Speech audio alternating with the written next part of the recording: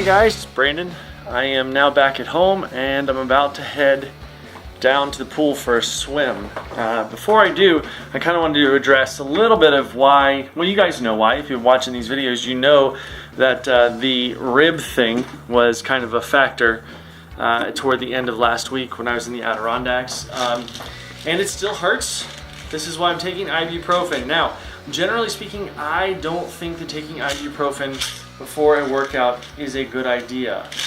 Studies have shown that it does cause small, not large, small intestinal leakage. It also can result in elevated protein levels hours after the fact.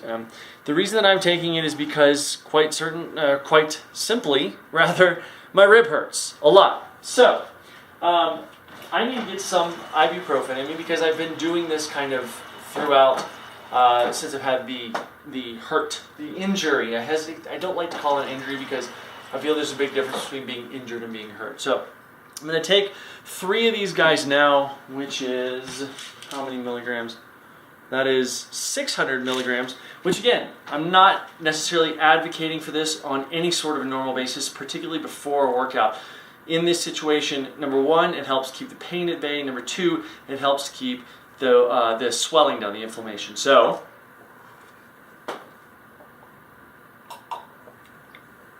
clearly, I need to work on my drinking technique. Anyway, so I want to talk a little bit about the swim course while I get my stuff and get in the car. The swim course at Ironman Chattanooga takes place in the Tennessee River. Let me double check that here on the computer for you guys. Yes, the Tennessee River. Here's actually a picture of it, and I'm going to throw up a diagram. I'm not going to throw up, but I'm going to throw a diagram of it up on screen here in just a second so that you guys can take a look at it. The swim is 2.4 miles, as all Ironman swims are, upstream of the start. Now, what makes this unique is that it's upstream.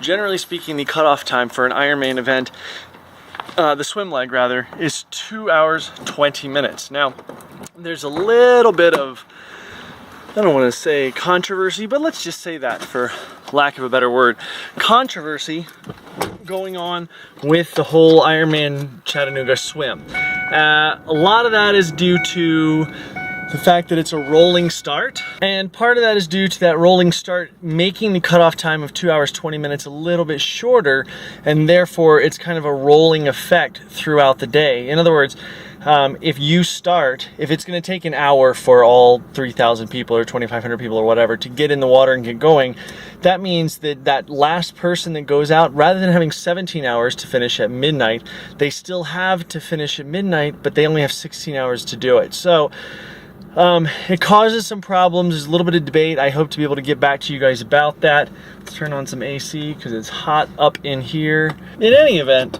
I don't foresee that being a terrible problem for me. My first ever Ironman, I did the swim in 53:39 or something like that. It was Ironman Wisconsin. That was in a lake. Now in this race, it's going to be a little bit different because it's downstream in a river. Now, a lot of people might think, oh, downstream in a river, sweet, faster. Yes, it's going to be faster. However, here's something that I found when I did Ironman Louisville 2010. And this is kind of the psychological thing that gets in your head when you're swimming in a downstream course. Now, Ironman Louisville is a little bit different because for the first third, you swim upstream, then you flip it around and you swim downstream for the last 2 thirds. On this particular course, it's going to be all downstream. I predict my time will be somewhere, I would assume 45 minutes, maybe 40 minutes. It really depends on how the rib holds out, because this that I'm about to do is going to be quite a test of that. But one of the things that's interesting is that when you're in water that's moving downstream like that, you don't notice it moving downstream like that. All you feel is yourself in a body of water that's just as static as any pool or anything like that, that's not necessarily moving forward at a faster pace. So what gets in your head is you go, oh crap, I'm supposed to be moving faster. Well, you are moving faster, but you don't feel necessarily like you're moving that much faster. Sometimes you can. It really depends on the scale of the shoreline. Now, if the shoreline is kind of close to you and you can really get that sense of scale of how fast you're moving relative to the shore, it's a little bit different. But sometimes if the shore is far away, you're not going to feel that as much. So I'm curious to see the way this works out. I'm actually looking forward to the swim that I'm about to go do right now. I have a workout in mind that's a pretty standard workout that I do, and I'm curious to see how the rib holds up on a real workout like this. So we shall see. Thanks so much, guys. I'll try to film some in the pool for you. We'll see. 2,000 yards in the pool. Not bad. Hurts a lot when I pull, when I breathe on the right side. Breathe on the left side, not so bad. Shorten up the stroke a little bit, and it's not so bad. Only did 2,000 yards, as I said. We're gonna have to work on this and see how it goes. On to the next. Hey guys, first ride post rib, and it's feeling good. I'm actually up in the town of Ward, about 9,200 feet right now. My coach, Jeff, has a kosher cycling camp every year, and so this year he asked me if I would be the guide for some of those cyclists, so I'm bringing 2 of them along with me. We're headed up to Brainerd Lake, so the rib feels good. Nice day out. A little bit of headwind coming down the mountain, which is a little bit of a blessing and a curse. So as we come up, got a headwind, but it still hurts. Just cools you off a little bit. So anyway, talk to you from Brainerd. Hey guys, up on top of Brainerd Lake here. You can see the lake behind me. Some pretty epic mountain views there. Get ready to head down. The rib still feels good, shockingly so. I can tell that I have not climbed hills like this in about 3 weeks. So anyway, back down. I'll see you at the end. Hey guys, Wednesday, August 20th, and I'm going for another ride today with the boys from Coach Jeff's camp. Today, I'm not sure yet. I'm going to leave it up to them if we're going on the ride up to Carter Lake or doing the Boulder half Ironman bike ride. Either way, it'll be a fun ride. We'll have a good time. They're both roughly the same distance and all that stuff. This is an interesting test because it's one of those things where I get to see how my legs recovered, how I did with my own recovery, which is often lacking for most of us. So anyway, whichever one I figure out we're doing today, I will talk to you guys from up there. See ya. Hey guys, it's Brandon. It's Saturday, August 23rd. Here's my dog. Here's Sadie. Here's Sadie. She's looking at the camera, so I might as well show her to you. I'm about to go on a run. And I gotta be honest with you, I'm not very excited about it. The rib feels a little sore, a lot sore. I'm not taking the ibuprofen because again, I don't, as I mentioned earlier about that is that it causes sometimes some kind of stomach distress. I have not experienced any of that on it, and I took it on 2 pretty big rides this week, but I don't want to tempt fate. And I've been taking it a lot, and you know, that stuff kind of can trash your liver a little bit. So, I'm trying to kind of steer clear of a little bit today. The run today is happening on Saturday. Typically they happen on a Sunday, my longer runs. But the reason this is happening on Saturday is quite simply I don't have the time on Sunday. And because of where I am in this schedule with regard to how the vacation went, and I'm going to tell you guys a little bit more about the beginning of this week and how this came up. But because of the vacation and busting my rib up and not really being able to run until now, effectively run until now, I feel like this is going to take place on a Saturday. It's not that big a deal. Is it unwise that I'm going for as long as I'm going for right now? Maybe. The plan is to go for about an hour and 45 minutes. We'll see if that actually happens or if it winds up being closer to an hour and a half. You know, this is kind of one of those rides. This is kind of one of those runs to see where my body is, to see how the rib is reacting, to see how I'm healing up and things like that, because I have to be able to adapt training moving forward to this. And again, I'm not very excited about this. I'm quite tired. I'm getting the socks and shoes on here. Again, about an hour, 45-minute run. I'm not taking the camera with me because it's kind of going to be a boring run, to be honest. It's going to be all on road, on a path, partially on a route that I run pretty typically. Some of the gear that I'll be wearing today, because at this point in training I really need to protect, especially on runs, my toes and things from any kind of blisters. and I know that generally speaking, Injinjis do that for me. I will be wearing Injinji toe socks today. The shoes that I'll be wearing are actually kind of throwback for me. Now, there's a new version of this shoe coming out pretty soon, and rather than just a change in the colorway, there's going to be kind of an update to this shoe coming in the spring. I don't think that I'll be able to get any of those in time for the race, which is, 5 weeks away? So this is going to be the original version. I really, really love this shoe. It's very comfortable for me. The ride is super, super smooth. And that is the Pearly Izumi EM Roden 1. So this is going to be what I'm wearing today. Nice, super stretchy, single-piece construction upper. You can see that toe spring being moved back, as we mentioned in the review of this. Really makes for a very, very smooth ride. So this is the shoe that I'll be wearing today. Wearing a visor today. Again, sometimes I'll wear sunglasses, but a lot of times I'll just go with the visor. I don't need the glasses to push out of the way with the sweat and everything. I will be wearing this is an arm pocket. I'm going to be reviewing this. I have mentioned this before. I'll be reviewing this this coming week, so stick around for that. This will have my phone in it, which is going to be playing some podcasts that I like to listen to keep me company. On longer runs, a lot of times I don't run with music or with any sort of sound, but I just wanted to today. I was just kind of feeling it, I will talk to you guys when I get back from my run, let you know how it went, if I've got the energy to do so. And it may not be an hour 45. This is my plan. We'll see. I just need to base that on the rib and how it feels. So we'll see how that works out. But I have a question for you guys regarding music and things on a run. Do you like to listen to music on a run, or do you like to listen to anything? Maybe it's a podcast, maybe it's, deep, heavy techno. What do you guys like to listen to on a run? So I'm kind of curious. Let me know in the comments section below. Thanks, and I'll see you after the run. Hey guys, just back from the run. I did not like it. It was not good. It did not feel good. I ran for the first part, and then I walked a big chunk in the middle, and then I ran for the last part. It hurt. My rib hurt, I should clarify.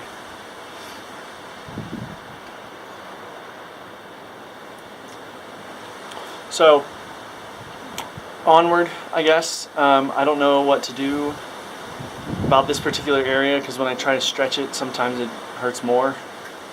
And it just did not feel good on that run, so got some figuring out to do. On the bright side, if needs be, walking feels just fine. See you tomorrow.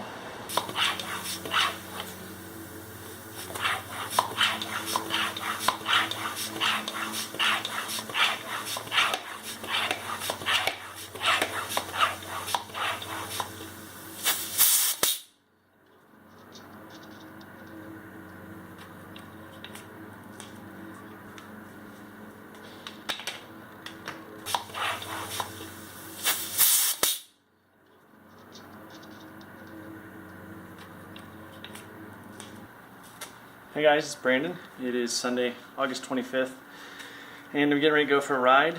As I mentioned, yesterday's run was garbage. It was not good, did not feel good. I felt like okay in every other way except for dealing with the rib thing. Running with that, it makes me kind of tense up, and I tend to run like this to keep pressure off that, which is no good. So I'm having to figure out now how I'm going to adapt that to the race. Yeah, I've got like 5 weeks left, but I still have to figure out how I'm going to manage that, because it's going to be kind of tricky. Anyway, today's ride is 5 hours. The route that I'm taking is one that I don't really do very much. I'm going to start out on the same kind of path that I normally do, north of here, then I'm going to go east, and then I'm going to go south, and I'm going to go west. I'm basically doing this big box. And then, depending on where I am at the end, I'll kind of fill in the gap to hit that 5 hours. It should be a pretty nice day today. I think the high is expected to be around 84, maybe. It'll be pretty exposed. I don't think it's expected to be very windy at all, so that's good. The gear that I'm wearing today, these are Specialized gloves, body geometry gloves. I normally wouldn't wear something with this much padding. However, my other 2 pairs of gloves that I wear are in the washing machine right now. I'm choosing what helmet to wear. I would be wearing the Specialized Aeon, but it's just so sweated out right this second that I think I'm going to go with, I've got the choice between either my, excuse me, Louis Garneau Diamond here and the Specialized S-Works Prevail, and I'm kind of leaning toward the Prevail, and the reason that I'm leaning toward the Prevail is because of the way the foam is here. The foam on this, it keeps a lot of sweat out of your eyes, and it's nice and heavy foam, or thick foam I should say, but the problem is there are these channels, 3 channels, right smack in the middle of the head where sweat will run down into my face, and I'm a pretty heavy sweater, so I know that's going to happen. This guy is probably what I'm wearing today. I'm just kind of feeling it. It has a more solid front here. It does have 2 channels, but those are, they're not quite as deep and as wide as these are. So I think I'm going to go with this today. I haven't quite made the decision on what helmet I'm going to wear in the race yet. There's always the chance of an Aero helmet. The last 2 Ironman races I've done, I've worn the Giro Advantage 2. This race, I don't know. I'm debating if I wear the Giro Tardi, or excuse me, the Laser Tardis, which is what I wore in my 70.3 last August, and then I've got the Giro Selector. I'd kind of like to get an Aero Road helmet though. I think that would be a great way to go for me, but we'll see if we can't get something in-house in time. Anyway, as for nutrition on the bike, I'm running Hammer Perpetuum as I start out. I've got 2 bottles of that. I hope to go through 1 bottle every hour. And then if I stop, I'd like to refill with, I'll probably refill with Gatorade. And I know a lot of people might be cringing at going Gatorade. Here's the thing about that. That's pretty close to what Ironman or the Perform stuff, the stuff on the race course is going to be. So I want to be able to get used to throwing whatever at my body. I do have for reserve, I've got Guru, which the tablets that kind of just drop into water. I love those. So that may be an option as well. And I've also got electrolyte tablets. So we'll see. I should also mention that somebody asked a question in the comments on one of these most recent previous diary episodes. Janine asked what my nutrition plan was for the race. And that's a good question. And truth be told, I'm not going to have a nutrition plan, really. I mean, I'm not going to have like, at this hour I need to take this, at this hour I need to take this. I'm not going to do that. Part of the reason is that in the past I've done that, and I used something that I really like, but it wound up me having to calculate things because I basically had to carry a concentrate of this particular drink with me. And I had to calculate, well, I'm drinking this much at this time, and it just doesn't work because, as I've talked about before, your brain starts to go to mush when you are working out so hard and kind of you're putting in so much effort. And then prior to that, I just was not in a good spot. But so here's the kind of the way that I'm going to assess it. My plan is to use what I'm coming out of transition with. I'll have 2 bottles, and I may put a rear bottle carrier on. I'm not sure yet. It's roughly 10 miles in between aid stations on the bike.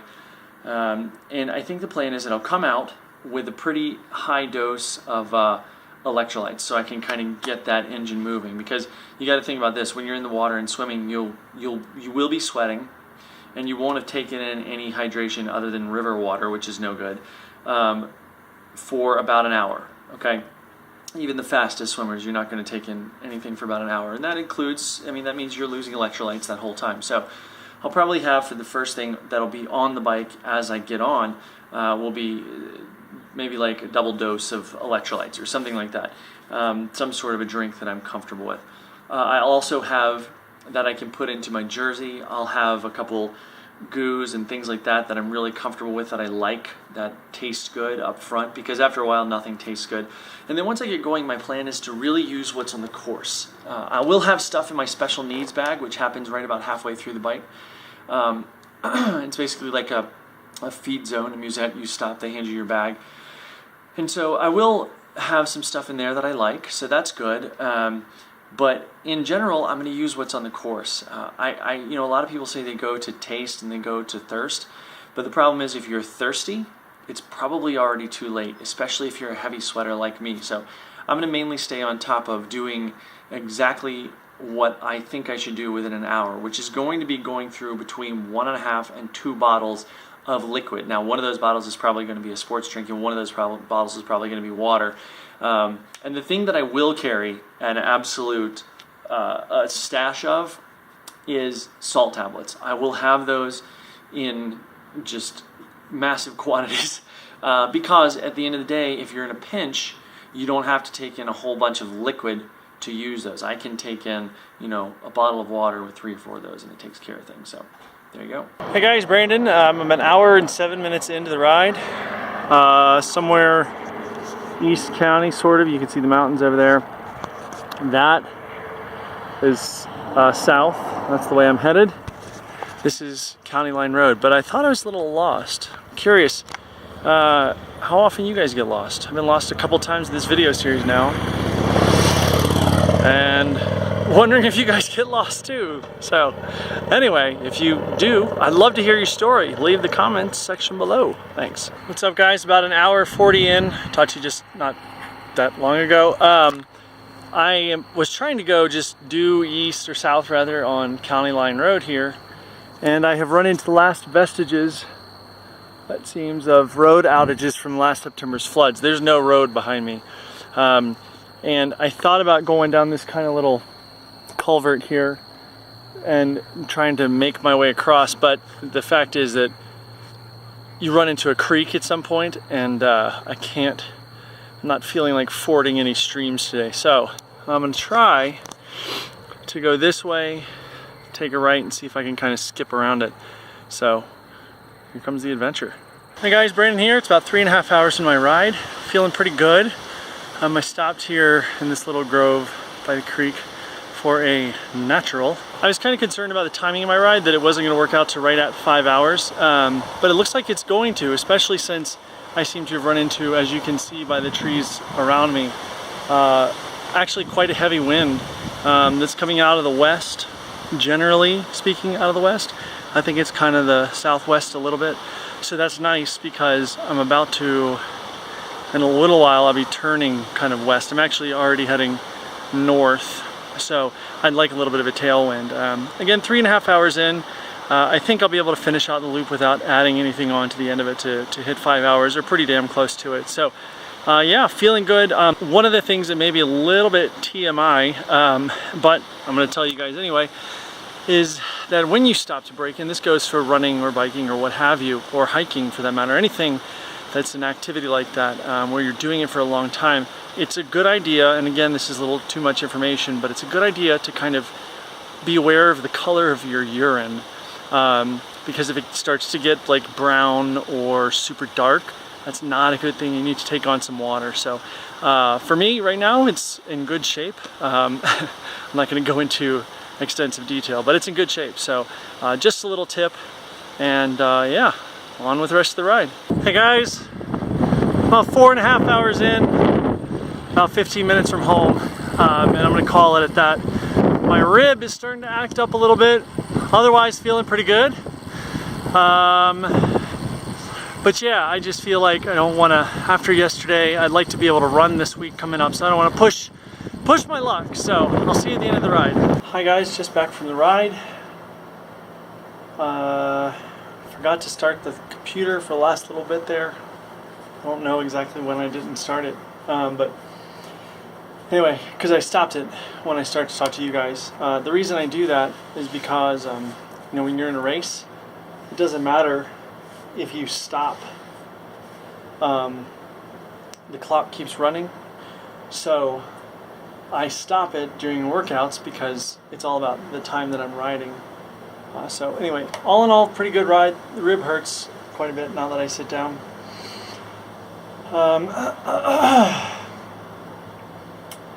Yeah, I'm just tired. Really tired. Gonna have a little bit of something for a recovery drink, Goo Recovery Brew, and then going to a cookout with some friends. So that's it. I'm tired. It was a good ride. Good day for it. The wind kind of killed me quite a bit. But this is one of those things where I got out, you know, you just put your head down and grind, man. If it's windy on race day, what am I going to do? You know? If it's windy on race day, not only do I have to get out and I have to get the distance done, so does everyone else. So it's all good. Anyway, I'll see you for my swim tomorrow. Later. Hey guys, it's Brandon. It's Monday, August 25th, 2014, and this is the last part of this episode. Today, what I was going to do, I'm getting ready to head out for a swim, but before I do, I wanted to go ahead and record kind of how I'm feeling today, and I'm going to give you a rundown of my gear bag for when I'm going to the pool. It's not very interesting, not a lot in it, but they do some important things that I'll talk about. So how I'm feeling. The rib hurts. It's weird. It kind of... You know, it doesn't hurt on the bike, but then I get off the bike and I feel some kind of tension over there. It does not feel great on the run. I'm just trying to kind of do pain management and some really gentle rotational stretching because I feel like, I feel like that's where the pain is coming from when I'm running. Is some of it's the impact of running, but more than that, it's the rotation through the hips where the torso is rotating kind of opposite direction of the hip. So got to look out for that. Now let's get into the swim gear bag here. So the first thing is my suit. This is the suit I wear. It is a Speedo. Let's put it on the floor here so you can see better. It's a Speedo jammer. And it's actually made from Endurance Plus material. So this material, it's not quite as stretchy as regular spandex, but it lasts forever. I had another one of these suits that was a shorter kind of square leg, and it literally lasted for 2 years of like hard swimming. And then even then the fabric didn't kind of blanch out because of chlorine. In other words, it didn't like kind of lighten up, you know, from the chlorine. What actually ended up breaking was one of the seams along the hip. So I really like this suit. I think they make very few of these that are the Endurance Plus material, but I usually find them on swimoutlet.com or something like that. So the next thing I'll show you is a towel. Yes, this is kind of a no-brainer, but I like to carry an extra big towel. Why the extra big towel? Well, every now and then you wind up having to do what's called a deck change, which is where you put the towel around your waist and disrobe right there in front of God and everyone.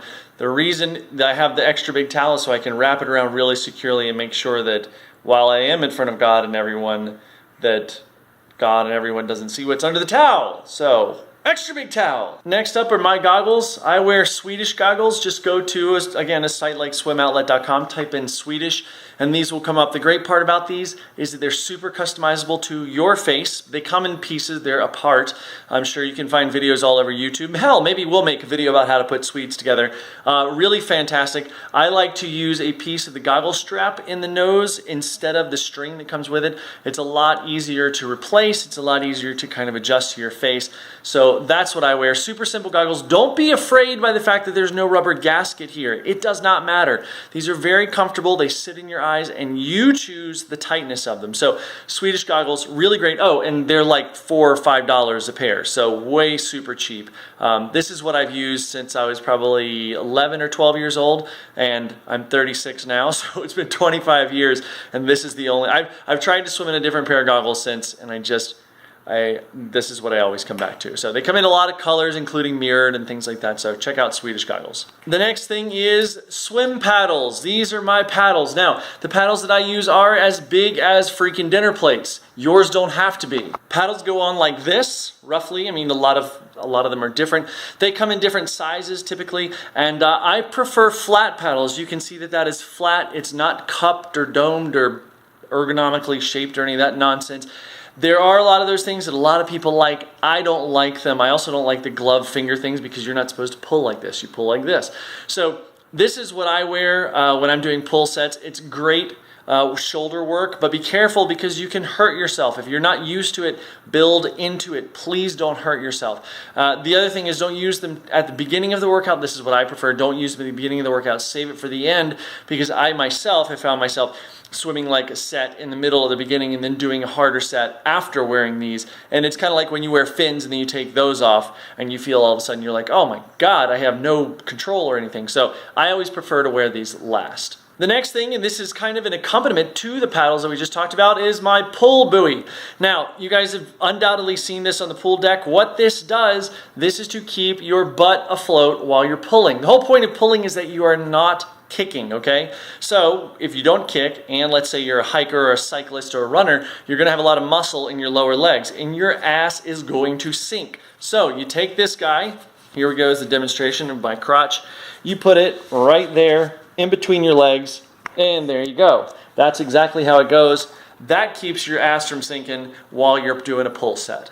And finally, the last thing that I always take to the pool is a baggie. Now, why do I take a baggie? Well, that piece of paper that's right there, which is currently all folded up, this is my workout. Now, I like to do the same workout a lot, and this keeps it right there. It's waterproof on the side of the pool. I used to take a piece of paper and print it out and kind of stick it to a kickboard and let it get all wet and then just toss it. But that's kind of a waste of paper, and it's a waste of me having to write it down. So since I like to do the same workouts over and over, this is kind of what I do. I put the workouts in there, and there it's always there. It's always going to be dry, and it's going to be right beside you on the pool. So that's it. So guys, that's what's in my pool gear bag. I hope you enjoyed that. If you got any questions or want to let me know what you use in your pool gear bag, I'd love to hear about it.